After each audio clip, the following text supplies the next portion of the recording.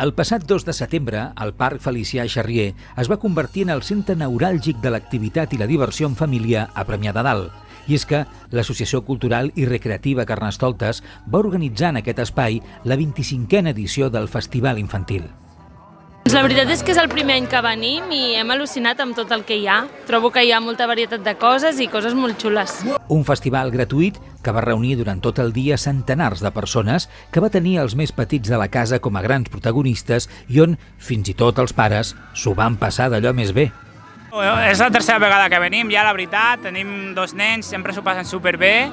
Crec que el fet que l'Ajuntament promogui aquestes coses també dona molta vida pels nanos i a les famílies que som d'aquí. I res, molt bé, ells s'ho passen pipa i nosaltres també. Amb un ventall gegant d'activitats pensades per nens i nenes de totes les edats, el festival va tenir una gran rebuda. L'organització va preparar una 20a de jocs artesans que van tenir una gran acollida, inflables pels més petits, inflables d'aigua per combatre la calor, colxonetes i d'altres activitats lúdiques com passejar amb poni o fer manualitats, i el resultat va ser extraordinari. He vingut més anys amb la meva mare, el meu germà i algun amic meu que em trobo per aquí.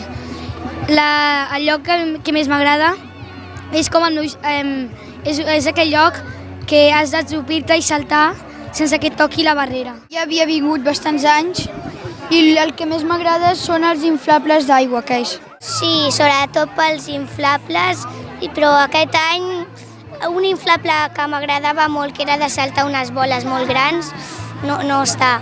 I igualment aniré als inflables. Segur que m'ho passaré bé. La jornada, que s'ha convertit en una festa ineludible al calendari d'estiu de Premià de Dalt, va ser tot un èxit. El temps va respectar un festival que any rere any segueix treballant més i millor per poder oferir als més petits del poble una jornada inolvidable.